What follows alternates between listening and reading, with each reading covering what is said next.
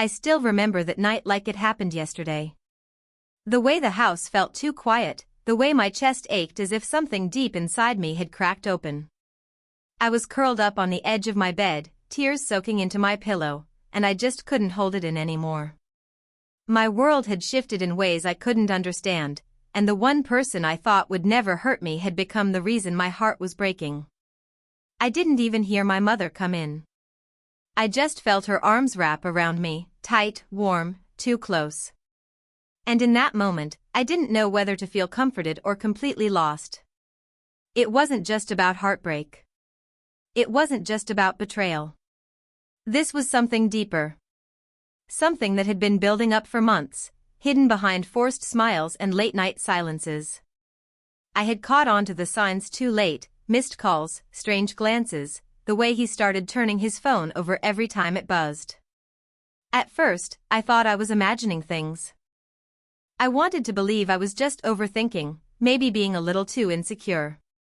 But you know that feeling you get when you know something's not right? That gut-deep pull that something important is being hidden from you? I felt that. Over and over again.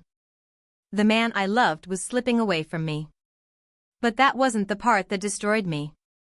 It was who he was slipping toward. And that's where everything began to fall apart. My mother had always been my safe place. She was the person I ran to when life hurt too much, the one who held me during my first breakup, who made me soup when I was sick, who told me I deserved the world. So when I felt my heart shattering that night, it made sense that I would fall into her arms. But sometimes, the arms that hold you the tightest are the ones that carry the heaviest secrets. She held me like she was trying to protect me from something bigger than either of us could name. But there was a hesitation in her hug, a quietness that didn't feel like love anymore. It felt like guilt. And that guilt had a scent. It had a name. It had a face I had grown to trust and love. And that's when I realized the truth wasn't just knocking at my door. It was already in my home, already in my room, already in my bed. I didn't know how much I would lose in the days that followed. I didn't know the nights would grow even colder, or that the person who held me while I cried would be the very reason for the tears. But one thing I did know, everything was about to change. And once the truth came out, nothing would ever be the same again. You said, continue from where the introduction left off and write the next 400 words for my story. This part should provide background and context, helping to deepen the plot and characters. Keep building suspense, but don't resolve any of the tension created in the previous section. Expand on the mystery or conflict, and keep the narrative engaging with additional relevant keywords. Also, do not make any headings. Only write story in paragraphs. Also, keep the wording simple and natural tone. Also, make the script human-centric and don't give the feel of AI-generated. Also, don't create violated content which can affect YouTube policy. ChatGPT said, the next morning felt heavier than the night. I woke up with swollen eyes and a numbness I couldn't shake. My mother was already in the kitchen, acting like everything was normal. She made breakfast, smiled like always, and even asked me if I had slept okay. I wanted to scream. I wanted to ask her why she held me so tightly when she knew what she was hiding. But the words just sat in my throat, frozen. For weeks, I had been drowning in doubt. My boyfriend, Daniel, had grown distant. He stopped texting me during the day, stopped making plans. There was always an excuse: work stress, bad sleep, or just needing space. I blamed myself at first. Maybe I was being too clingy. Maybe I was expecting too much. But then little things started piling up. I saw a message pop up on his phone once. Just a heart emoji. No name. He snatched it away before I could even breathe. Still, I held on. I loved him. I trusted him. Or at least, I tried to. That's when I started noticing something strange. My mother and Daniel were suddenly different around each other. At first, it was subtle. The way she laughed a little too long at his jokes. The way he looked away when she walked into the room. I thought maybe I was reading too much into it. After all, why would I ever question them? But the signs didn't stop. One day, I came home early from a friend's place. As I walked in, I heard whispers coming from the back porch. My mother and Daniel were out there, speaking low, too close. When they saw me, they jumped apart like kids caught doing something wrong. My mom quickly said they were talking about a surprise for my birthday. I smiled and nodded, pretending to believe her. But my heart? It knew something was off. I started pulling away from both of them. I stopped answering Daniel's calls. I avoided long talks with my mom. I needed space to think, to process, to piece together the puzzle I didn't want to finish. The weight of it all sat in my chest day and night. I began questioning everything, every word, every glance, every quiet moment between them. What was I missing? What had happened right under my nose while I kept pretending everything was okay? And why did my mother cry in her room when she thought I was asleep? You said, continue the story from the previous section and write 400 words for my story that explore the main conflict in depth. Develop subplots and dive into different angles or perspectives, but keep the tension building. Don't resolve any of the major conflicts yet, and keep the suspenseful tone while ensuring the story remains engaging. Use relevant keywords naturally. Also, do not make any headings. Only write story in paragraphs. Also, keep the wording simple and natural. Also, make the script human-centric and don't give feel of AI generated.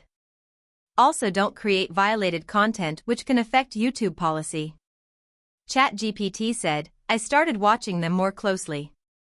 Not out of curiosity, but out of a quiet fear I couldn't explain. The way Daniel would come over even when we hadn't planned anything, and how my mom always seemed to be in the living room at the same time. Sometimes they'd both fall silent the second I walked in. Once, I found them sitting too close on the couch, their conversation cut short the second they noticed me. My mother quickly got up, pretending to adjust a picture frame on the wall like that was what she'd been doing the whole time. Daniel just looked down at his hands, avoiding my eyes. My chest felt tight, but I smiled anyway, like I didn't feel the earthquake building under my feet. One evening, I decided to test something. I told Daniel I wouldn't be home, that I had plans with friends. Then I waited down the street, sitting in my car with my heart racing. An hour passed. Then 2. I was about to give up when I saw his car turn into our driveway. He didn't even hesitate before walking toward the front door. I watched as it opened without a knock. My mother stood there, wearing the robe I hated, soft blue, too revealing, something she never wore when I had company over. She smiled. He smiled back. And then the door closed. I didn't move. I didn't cry. I just sat there in my car, my hands gripping the steering wheel so hard my knuckles turned white. I couldn't believe what I'd seen.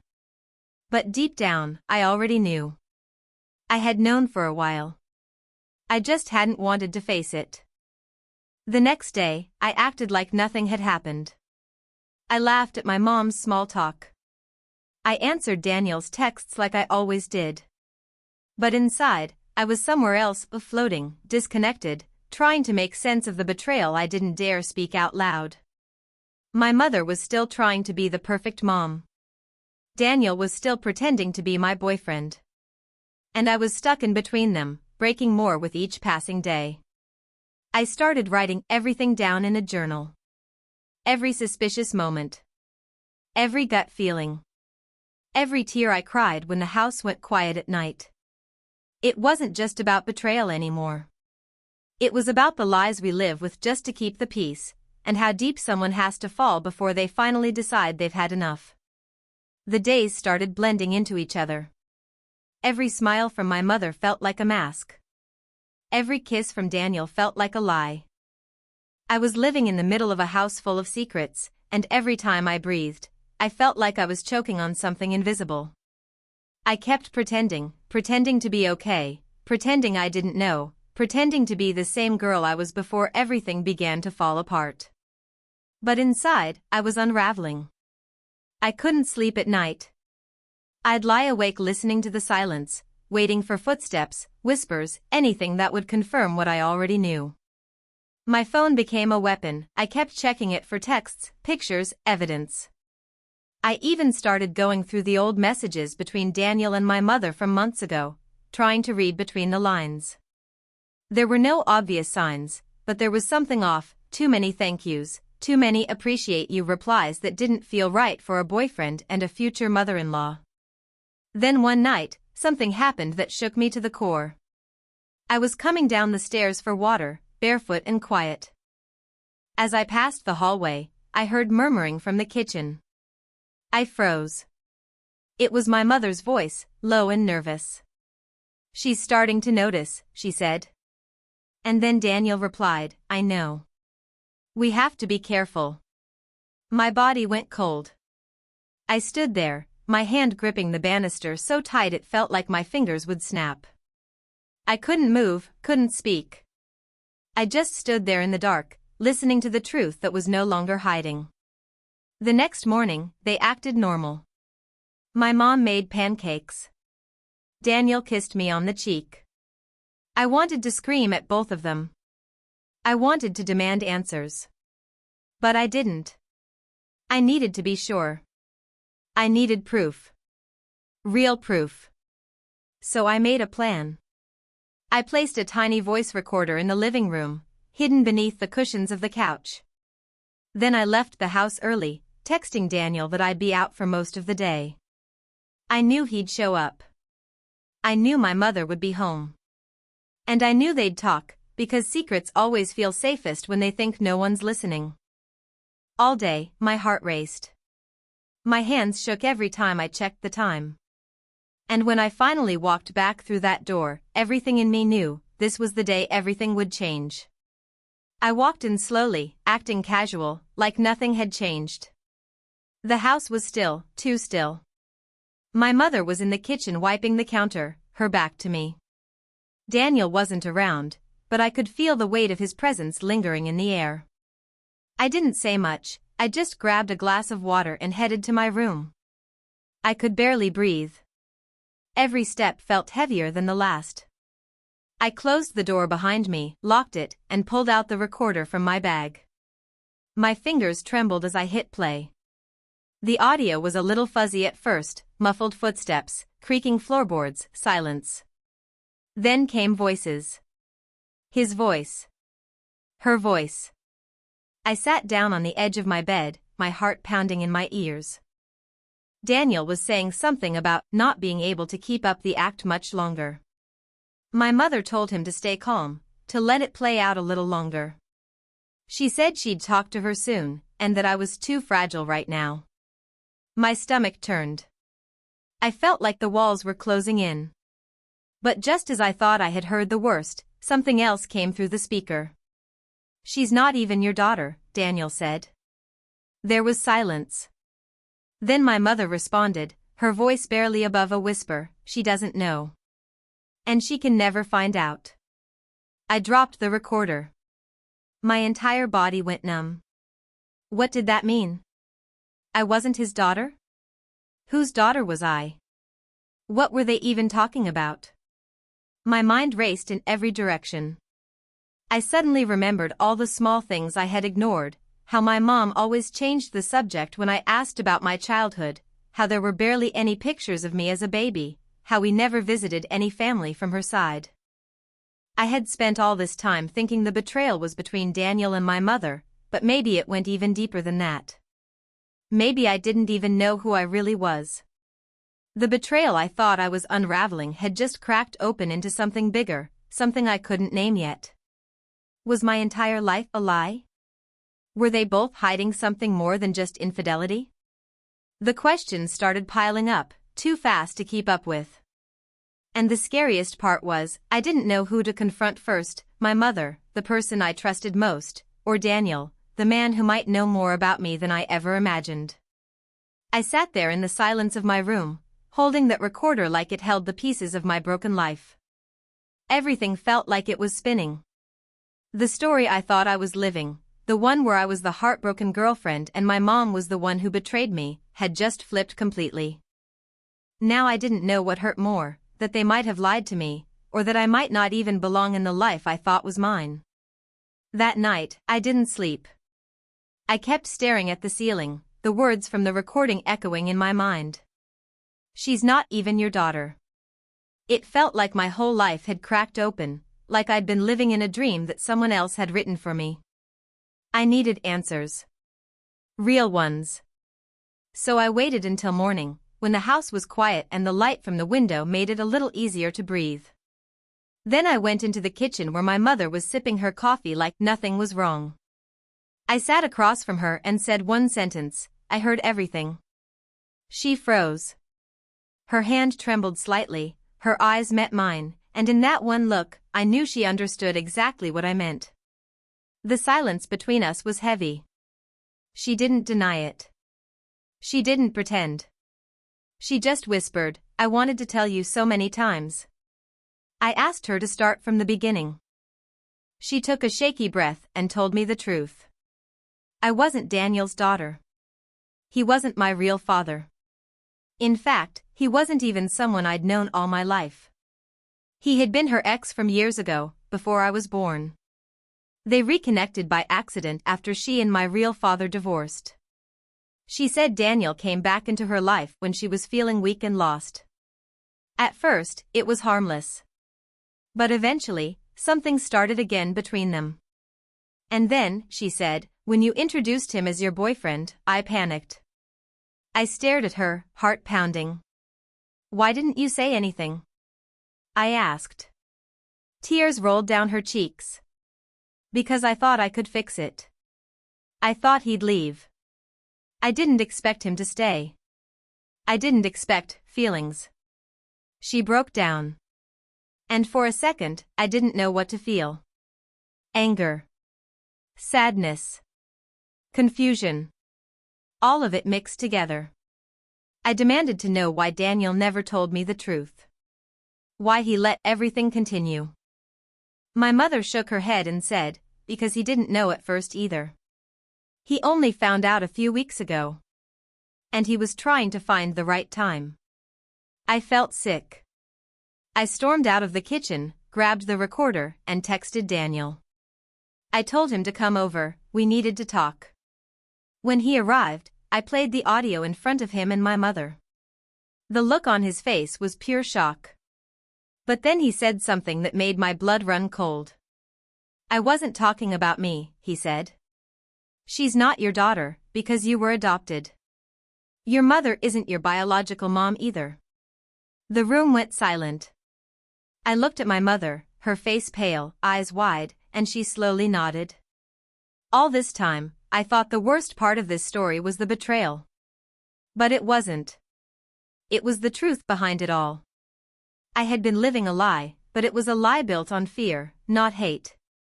And suddenly, everything I knew about love, family, and trust was rewritten in an instant. Everything stopped for a moment after that. My heart, my thoughts, my voice, everything. I just stared at her. The woman I called my mother. The woman who raised me, held me, wiped my tears, and loved me my whole life. I couldn't breathe. "Is it true?" I asked her, barely able to speak.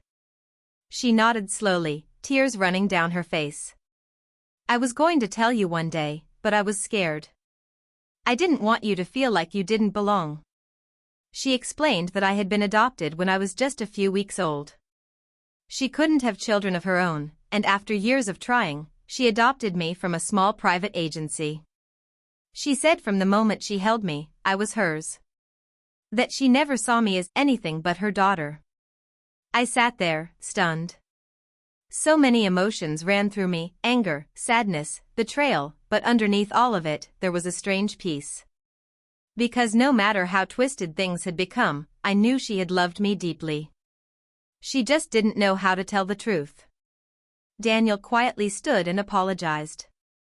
He said he never should have let things get this far, that reconnecting with my mother had stirred up things from the past neither of them had processed. He admitted he was wrong to keep secrets and lead me on when his feelings were clearly confused. Then he left. For good. And surprisingly, I didn't stop him. I didn't cry. I didn't chase after him.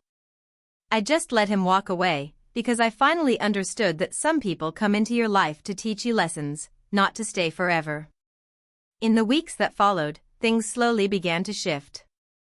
My mother and I talked more, real talks. Honest, painful ones. I asked her about my birth parents, and though she didn't have much information, she promised to help me search if I wanted to. And maybe one day I will. But for now, I needed to heal. I needed to rediscover who I was without the lies, without the heartbreak, without the weight of everyone else's mistakes. I started going to therapy. I spent more time with friends. I wrote everything down, not just for myself, but because I knew someone else out there might need this story. I realized that betrayal doesn't always come from hate. Sometimes it's rooted in fear, confusion, or even love that got lost along the way. And that made it harder to forgive, but easier to understand. In the end, the truth didn't destroy me. It set me free. This story isn't just about infidelity or family secrets. It's about identity, trust, and the painful but necessary journey of facing what's been hiding in the dark. And while I may never have all the answers, I finally feel strong enough to live without needing them all. Because now, I know who I am. And that's enough. 55.